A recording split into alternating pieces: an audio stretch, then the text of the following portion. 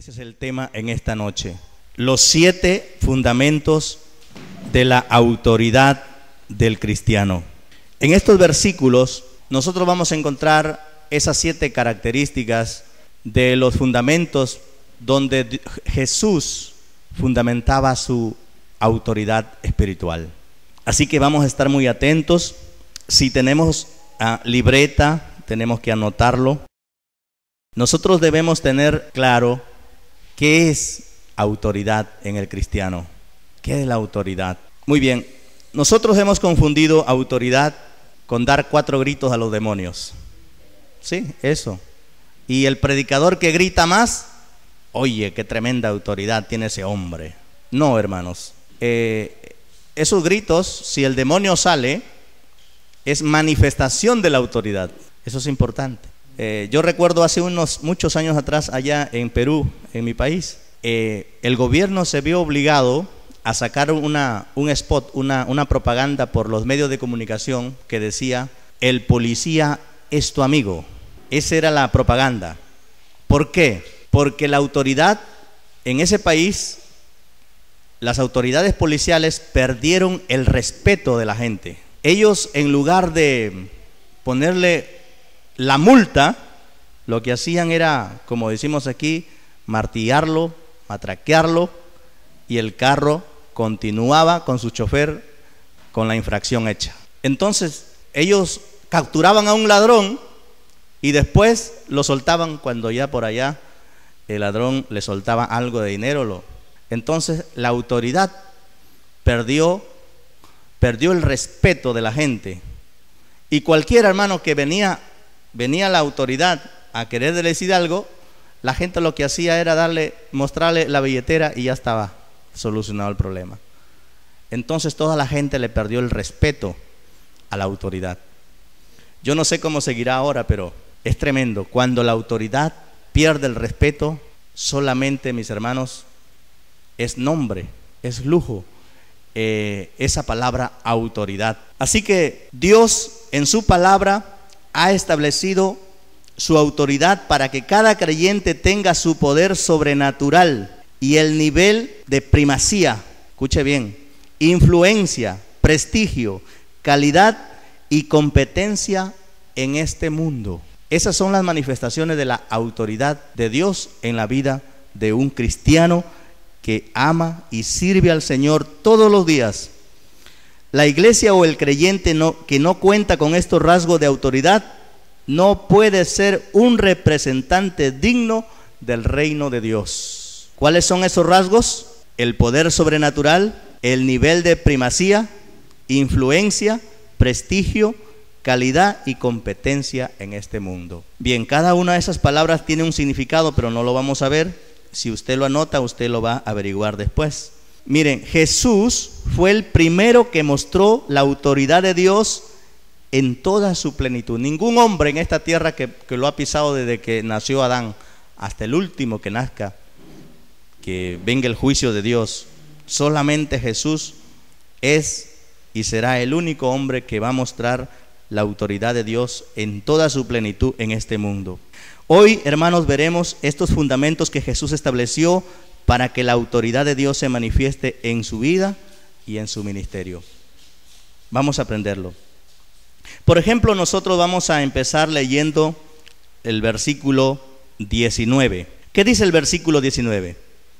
Respondió entonces Jesús y les dijo: de cierto os digo, no puede el Hijo hacer nada por sí mismo, sino lo que ve hacer al Padre. Porque todo lo que el Padre hace, también hace el Hijo igualmente. En este versículo se establece ese primer fundamento de la autoridad de Jesús. ¿Sabe qué aparece ahí? Se llama dependencia. Fíjense lo que dice el versículo. Respondió entonces Jesús y les dijo: de cierto os digo, no puede el Hijo hacer nada por sí mismo, sino lo que ve hacer al Padre. Dependencia. Esa declaración, Jesús está diciendo: mi autoridad depende de mi dependencia del Padre. Nosotros que estamos leyendo la palabra del Señor desde un principio, ya hemos pasado 2 veces por Génesis.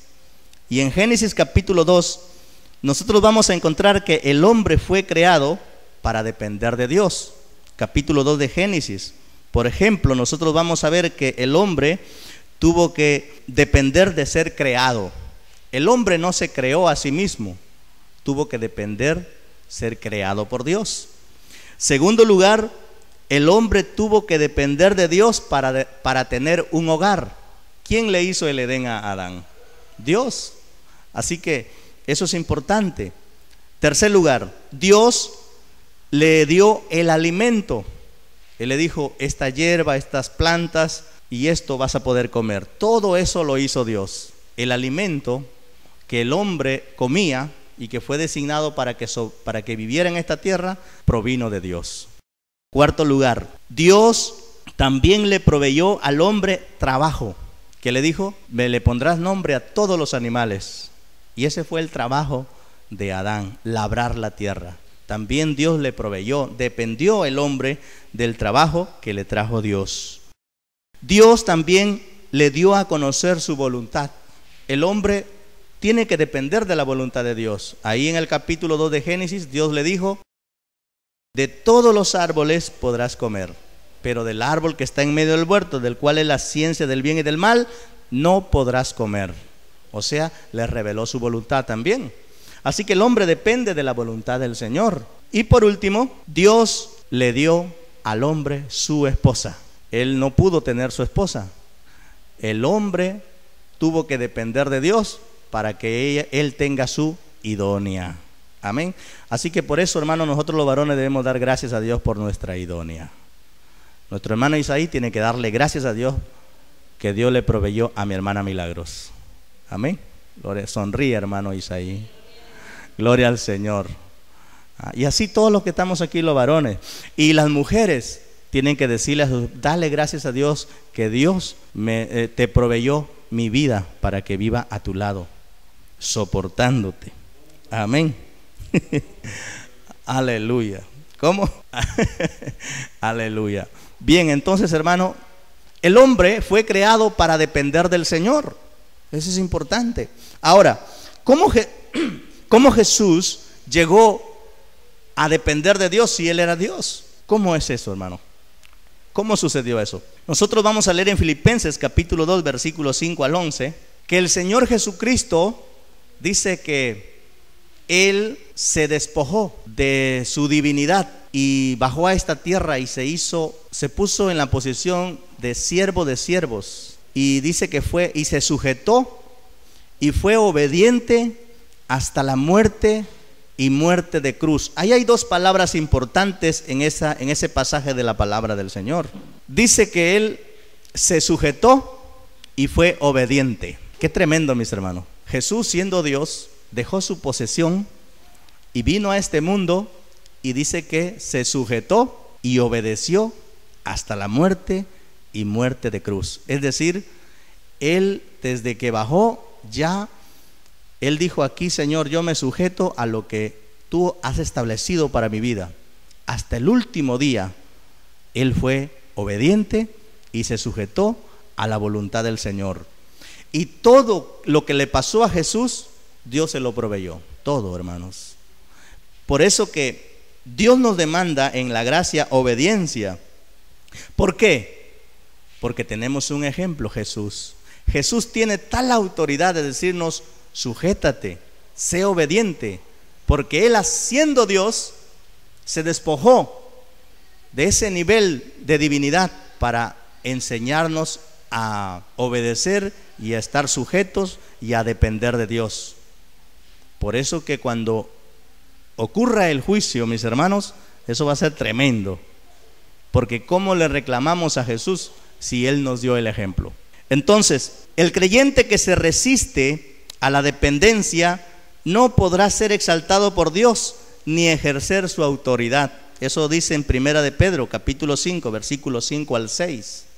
Allí nosotros vemos que el apóstol Pedro le dice a los jóvenes, respeten a los ancianos, sujétense a ellos. Es decir, reciban el consejo de los ancianos y sean humildes a los consejos de los ancianos. A ver, niñas, yo le digo en esta noche a ustedes, a los niños, cuando un anciano de aquí, cuando uno que es mayor de edad que ustedes, le enseñe algo de la palabra y les dé un consejo, aquí la palabra del Señor dice que los jóvenes deben ser humildes y obedecer ese consejo. ¿Por qué? Porque ya los que hemos pasado a ser mayores y adultos, hemos pasado por la etapa de la niñez y de la juventud, y ya podemos aconsejar, ¿sí o no, mis hermanos? ¿Eso es así? Entonces, la palabra del Señor dice en Primera de Pedro, capítulo 5, versículo 5 al 6, dice que si nosotros nos humillamos bajo la mano poderosa del Señor, Él nos exaltará cuando sea tiempo. Entonces, hay un fruto cuando uno aprende a depender del Señor. Cuando uno aprende a ser humilde, a depender del Señor, entonces hay un tiempo de exaltación. No todo el tiempo usted va a estar en un nivel de formación en la mano del Señor. Va a haber un tiempo en el cual usted va a ser exaltado por Dios.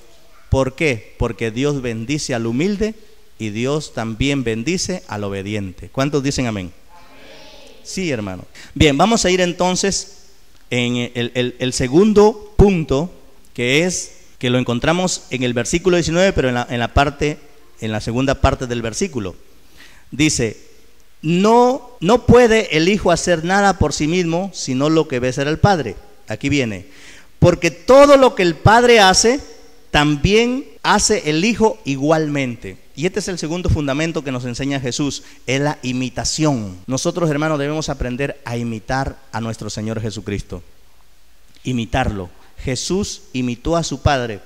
Cuando uno imita las cosas de corazón, uno llega a la excelencia.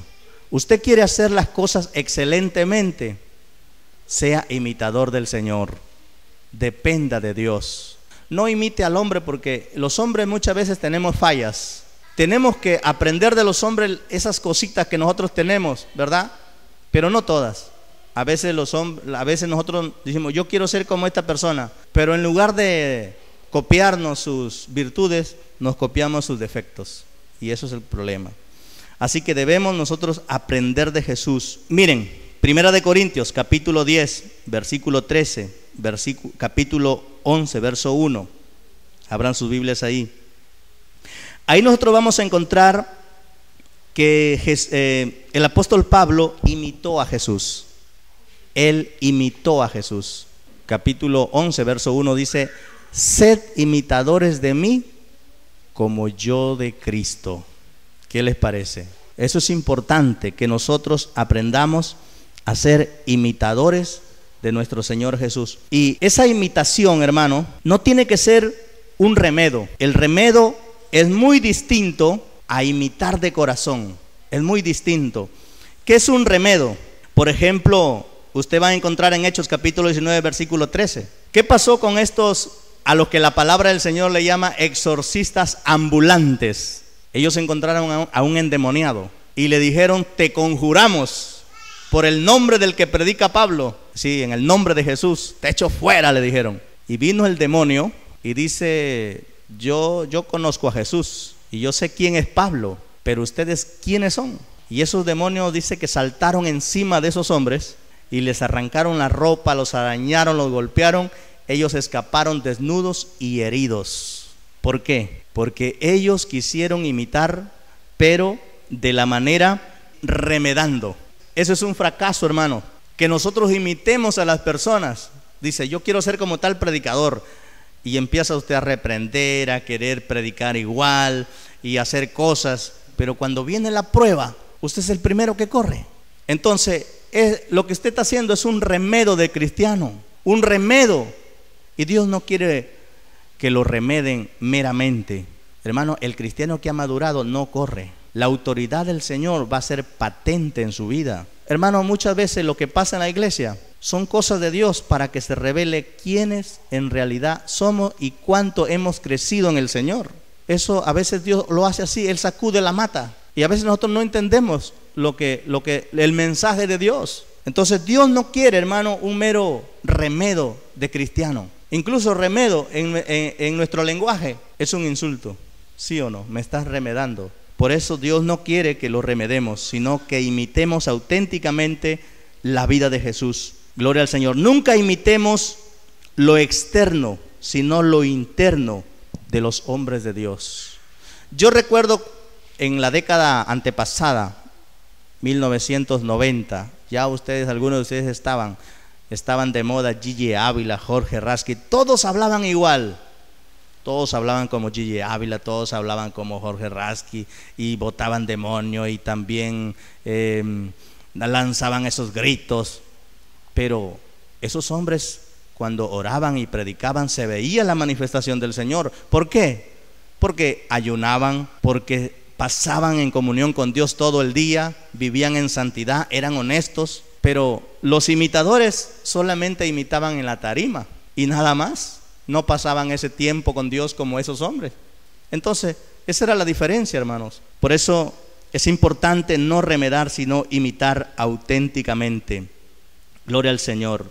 El que no imita la vida de Dios no mostrará autoridad, sino desorden. Segunda de Tesalonicenses, capítulo 3, versículo 7.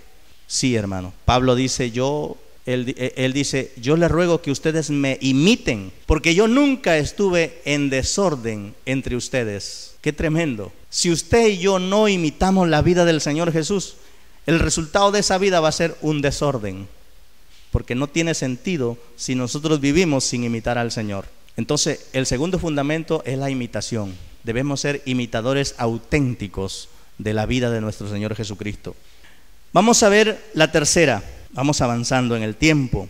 Está en el versículo 20 del Evangelio de Juan, capítulo 5, verso 20, dice: porque el Padre ama al Hijo y le muestra todas las cosas que Él hace, y mayores obras de estas le mostrará, de modo que vosotros os maravilléis. ¿Sabe cuál, hermano? Este punto importante, este fundamento es la revelación. El tercer fundamento es la revelación. Un cristiano que dice que tiene autoridad del Señor tiene que tener la revelación del Señor. Es decir, Dios le da a conocer en lo profundo de su espíritu cuál es la obra, cuál es el trabajo que va a cumplir mientras exista en este mundo. Y a veces nosotros nos molestamos cuando nos dicen esto, hermano. De verdad, nos molestamos, pero ¿cómo Él me va a decir yo estoy sirviéndole al Señor? Porque nosotros hemos limitado servir al Señor, venir solamente al servicio. Entonces, hermano, esto nos sirva a nosotros de reflexión. Jesús estaba claro de su propósito de vida en esta tierra. Hebreos 17. Él estaba clarísimo. Ahí en Hebreos 17, proféticamente el Espíritu Santo hablando por Jesús en el Antiguo Testamento, ¿verdad? Él dice: Padre, he aquí, he venido para hacer tu voluntad y para hacer todo lo que en tu libro está escrito de mí. O sea que cuando Jesús pisó este mundo, Él sabía exactamente lo que tenía que hacer y hacia allá se encaminó. Entonces nosotros también, hermano, debemos orar al Señor y decirle al Señor que Él nos enseñe. Este mes hemos leído 2 veces ese pasaje, hermanos. Creo que hasta 3 veces, Efesios capítulo 1, versículo 18 al 19, ¿verdad? El creyente debe orar y escudriñar la palabra de Dios y descubrir sus dones para ejercer la autoridad de Dios en su vida. Yo les digo a ustedes, sean hombres o mujeres, a las niñas, yo les digo en esta noche, descubran el don del Señor que está en usted. En el curso que vimos la semana pasada, se nos enseñó a los pastores a descubrir el don que hay en nuestra esposa. Y un hermano dijo: hermano, si yo descubro un don en mi esposa, lo mato. Pero no se está refiriendo a un don, a un señor por ahí, no. Se está refiriendo a una capacidad que Dios le puede poner a usted como creyente para servirle a Dios. Y yo veo aquí, hermano, talentos tremendos que yo a veces me voy lamentándome. ¿Cómo hemos perdido esos talentos por años? Cuando yo escucho a mi hermana Mayra enseñar, yo digo, esta mujer años puede haber estado sirviéndole al Señor en distintas partes de nuestra iglesia, enseñándole a las mujeres, a los hombres, porque tiene un talento para enseñar a mi hermano Mayra. Y todavía está a tiempo, porque tiene fuerzas para hacerlo. Depende de usted. Amén, mi hermana, mi hermano Mayra. Y así, mis hermanos, yo digo, todos nosotros aquí tenemos talento, pero tenemos que aprender a descubrirlo. Y no tener miedo a expresar lo que Dios ha puesto en nosotros. Hay gente atrevida que aunque lo hace mal, sigue adelante y no se acompleja. Y así debe ser un cristiano. Gloria al Señor. Bendito sea el nombre de Cristo. Así que dentro de usted hay un don que tiene que aprender a descubrirlo. Yo vi hace ya 20 días una película de un hombre que él tenía su rancho allá en Sudáfrica, y cuando él se convirtió al Señor, él tenía la finca llena de maíz y él se paraba ahí a predicarle esa cantidad de maíces, millones de plantas de maíz verdecito, y él le predicaba y él decía: esto algún día, cada una de esas plantas será un alma que vienen a escuchar la palabra de Dios a mi rancho. Y saben, hermano, él hoy en estas fechas todos los años celebra la convención para hombres poderosos, así se titula su conferencia anual. Hermano, y usted, yo voy a pasar un día la película, miles, pero miles de hombres se van en sus motos, en su carro a esa finca, y ese hombre los recibe con amor, con cariño. No sé, hace como 4 años atrás no estaba terminando su conferencia y le dio un ataque al corazón. Él tiene plata, vino el helicóptero, se lo llevaron, pero gracias a Dios no murió, porque todos los hombres que estaban ahí, miles de hombres regados en esas tierras polvorientas, escuchando la palabra, se arrodillaron y clamaron a Dios. Y el hombre no llegó ni al hospital, resucitó en el helicóptero, regresó, y él es un campesino, nunca estudió, ¿ve?, para ser ministro. Él no se hace llamar pastor, ni reverendo, ni apóstol. Simplemente él sabe que Dios puso una palabra en su corazón, y cómo Dios lo respalda. Miles de personas, ¿ve? Porque hay un don en su corazón. Entonces usted está llamando a eso, hermano. Vamos a seguir avanzando. El cuarto fundamento está en el versículo 21. Dice el versículo 21: porque como el Padre levanta a los muertos y les da vida, así también el Hijo a los que quiere da vida. Esta declaración del Señor nos enseña que así como Jesús nos dio vida, también debemos transmitir vida a este mundo. Donde nosotros estemos, mis hermanos, debemos aprender a transmitir la vida del Señor. ¿Sabe qué pasa muchas veces? Que nosotros nos encontramos con amigos, ¿verdad?, con personas, pero no le transmitimos la vida que hay en nosotros en Jesús. Y nosotros no debemos avergonzarnos del Evangelio, mis hermanos. El creyente o la iglesia que no transmite la vida del Señor no podrá crecer ni desarrollarse. ¿Por qué digo eso, hermano? Ve, nosotros somos una semilla de la palabra del Señor. Y usted, cuando se encuentra con una persona, tiene que primero mostrarle su buen testimonio. Eso se llama preparar la tierra. Preparar la tierra. Buen testimonio. Ese es el abono. El buen testimonio saca las piedras, riega, saca los espinos. Eso es lo que hace el buen testimonio de un cristiano. Después viene la semilla. Yo aprendí hace un tiempo, hermanos, que el mundano primero, antes de creerle al Señor, tiene que creernos a nosotros. Si un mundano no nos cree a nosotros, no va a creer al Señor por medio de nosotros, jamás. Primero tiene que creer que el Señor nos transformó, que el Señor nos cambió. Si no, va a ser imposible que nosotros podamos evangelizar si nosotros tenemos un testimonio que no va acorde con lo que creemos o con lo que profesamos. Gloria al Señor. Eso, cuando usted ve a alguien que usted quiere evangelizar o yo quiero evangelizar, usted tiene que pensar eso. Su testimonio tiene que preparar ese terreno. Quinto, está en el versículo 22. Porque mi Padre a nadie juzga, sino que todo el juicio lo dio al Hijo.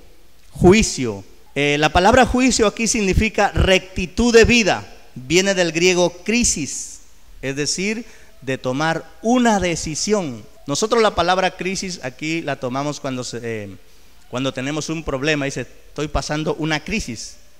Pero en verdad la palabra crisis es tomar una decisión sabia. Tomar una decisión sabia es hacer un buen juicio.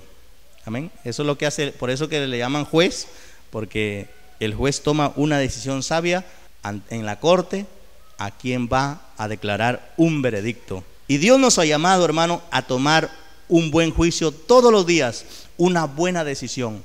Cuando nosotros nos levantamos nuestra cama y ponemos nuestra vida al Señor en el día, usted y yo tenemos que decirle, Señor, ayúdame hoy a tomar buenas decisiones. Decisiones que glorifiquen el nombre del Señor. Ese es juicio.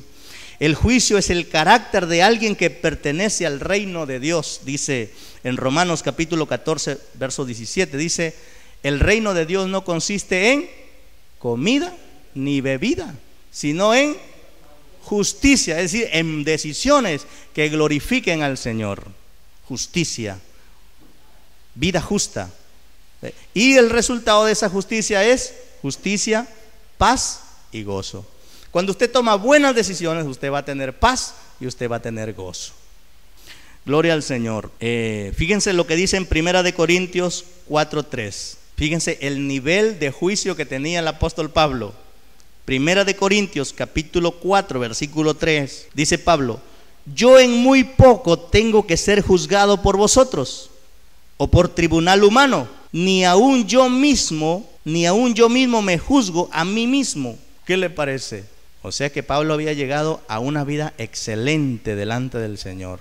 Y eso es lo que nosotros tenemos que procurar, mis hermanos, tener una vida excelente.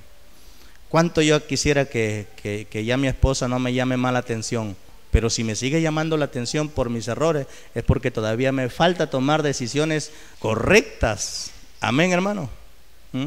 Y si me molesto que alguien me llame la atención por mis decisiones erróneas, quiere decir que yo soy un altivo, un orgulloso, alguien que no quiere caminar como Dios manda. Y nunca, si yo endurezco mi corazón a ser enderezado por alguien, nunca contaré con la gracia del Señor ni la autoridad del Señor.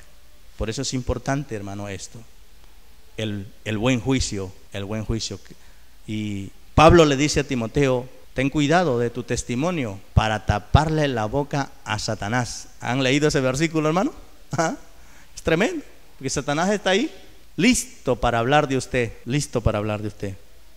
Pero ¿qué le va a tapar la boca al diablo? Nuestro buen testimonio, nuestras buenas decisiones en la vida. Usted toma decisiones todos los días, en cada momento, de lo que va a cocinar. ¿Qué hago hoy día? ¿Es una decisión? Bendito sea el nombre de Cristo. Vamos a leer el versículo 23. ¿Cuántos dicen amén? Versículo 23.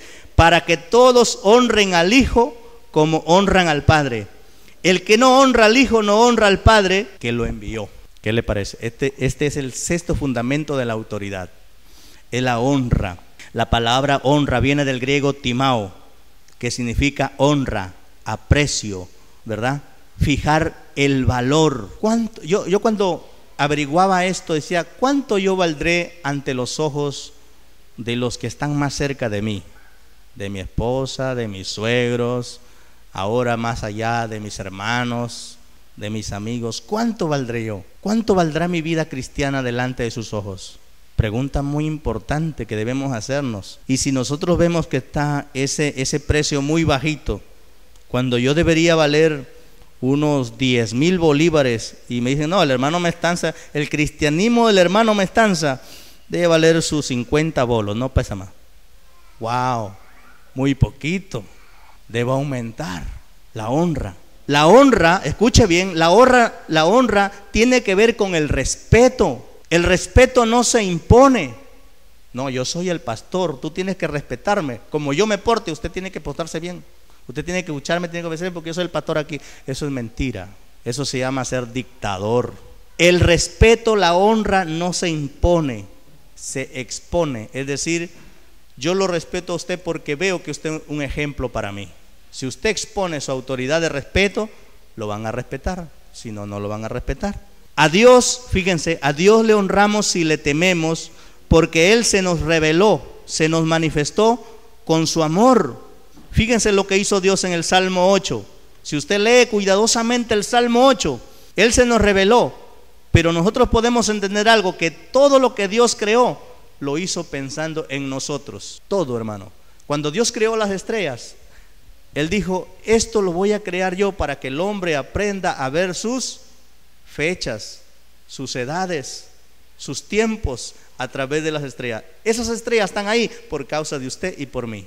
Todo, hermano. Por eso que el hombre fue creado a último. Y por eso Dios dijo, Dios no vino y dijo, usted tiene que respetarme, tiene que adorarme, tiene que honrarme. Pero Él no se presentó con las manos vacías. Él se manifestó. ¿Y cuál es la cumbre de la manifestación del amor del Señor? Nuestro Señor Jesucristo. Él murió en la cruz. Entonces Él demanda amor, respeto, honra, pero con ejemplo. Y ahora que le conocemos, ¿cómo no honrar al Señor? Si todo lo que creó lo hizo por mí y aún murió Jesús por mí, ¿cómo no voy a honrar? ¿Cómo no voy a respetar a mi Señor? Entonces, Él sí se ganó el respeto de aquellos que hemos entendido quién es Él para nosotros. Pero de esa manera, Él ofreció algo y se ganó nuestro respeto. Y no es que nosotros, oye, ¿quién es Dios para que nosotros lo respetemos? No, simplemente Él fue sabio. Si usted quiere y yo quiero que la gente nos respete, hermano, no tenemos que exigirlo, tenemos que ofrecer eso. Eso es importante. Gloria al Señor. A Jesús le escucharon y le honraron por su estilo de vida, sus hechos de poder y amor. Marcos 1:22. Ahí dice que la gente se admiraba de su doctrina y decían, ¿cómo Dios ha dado tal poder y autoridad a los hombres? ¿Ves? La gente reconocía la gracia de Dios que había en la vida de nuestro Señor. Es posible, hermanos, porque todo lo que Jesús expresó lo hizo en la humanidad, así como nosotros estamos hoy, en cuerpo, en hueso y carne. Así que Él lo demostró primero y nosotros también debemos hacerlo porque sí es posible. Bendito sea el nombre del Señor. ¿Qué hacemos nosotros? ¿Qué hacemos nosotros para que la gente nos honre y respete como cristianos e hijos de Dios? La pregunta para mí esta noche es, ¿la gente me respeta? Ay de mí si no me respeta. Tengo que aprender a vivir para que me respeten, hermano. Eso es muy importante. Gálatas capítulo 1 verso 24 nos dice que Pablo, dice que cuando él llegó a Galacia, dice que la gente se admiraba de él y decían, este es el que en otro tiempo encarcelaba y perseguía a los cristianos, mas ahora predica de Cristo. Y Pablo dice, y glorificaban a Dios en mí. Qué tremendo. Es un nivel, ¿verdad? Que en otro tiempo decían, Pablo es un asesino, Pablo es un malo, Pablo es esto. Pero después, cuando Cristo vino a la vida de Pablo, Pablo era una autoridad en ellos. Eso, hermano, es importante que nosotros debemos como cristianos aprender. Bendito sea el nombre del Señor. Y vamos a terminar leyendo el versículo 24. Dice el versículo 24, de cierto os digo, el que oye mi palabra y cree al que me envió, tiene vida eterna y no vendrá a condenación, mas ha pasado de muerte a vida. Este versículo nos enseña la posesión de la autoridad. La posición de vida eterna es una vida de armonía y adoración, como dice en el Salmo 133. ¿Saben, hermano? La iglesia que se va a ganar el respeto es aquella iglesia que vive, como dice en el Salmo 23. ¿Qué dice? ¿Quién recuerda ese versículo? Cuán hermoso es habitar los hermanos juntos y en armonía. Y dice que cuando los hermanos aprenden a vivir juntos y en armonía, Dios envía unción sobre esos hermanos. Unción. Y vida eterna. Unción. Y ahí se está refiriendo de la unción que recibió Aarón. Esa unción porque la unción tiene unos aspectos importantes, porque la unción tenía un olor fragante único para entrar en la presencia de Dios. El cristiano que está ungido, la iglesia que está ungida, permanecerá en la presencia del Señor siempre. Es importante, hermano, vivir en armonía, juntos, para que esa unción que nos perfuma venga y podamos entrar sin problemas a la presencia del Señor. La unción tiene ese propósito, darnos el olor a Cristo, sin el cual no podemos entrar en la presencia de Dios. Es necesaria la unción. Bendito sea el nombre de Jesús. Así que eso es muy importante. La posesión de la vida eterna es una vida de armonía y adoración. La vida eterna es una vida de completa comunión con el Padre. Efesios capítulo 2 verso 6 dice que así como Cristo está hoy con nosotros, ¿cuántos lo creen? Jesús está aquí. Dice en Efesios capítulo 2 verso 6 que nosotros estamos arriba sentados en lugares celestiales con Él. Tremendo este misterio.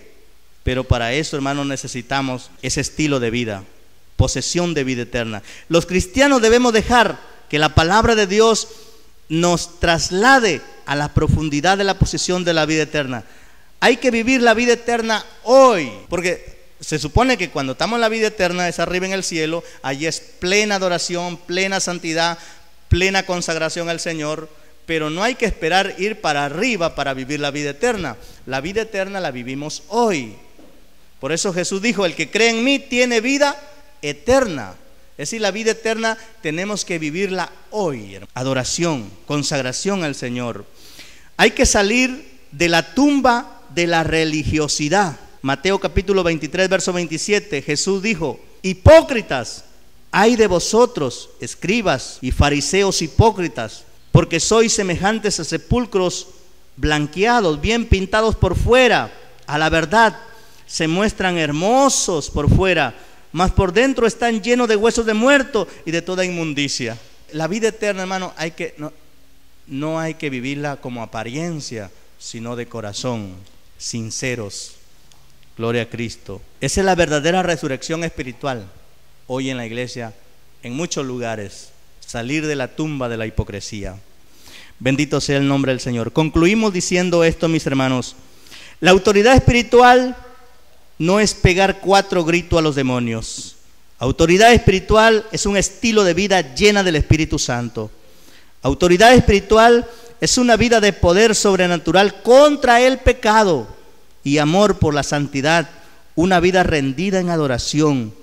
Autoridad espiritual no es imponer, sino exponer la vida llena de virtudes del reino de Dios.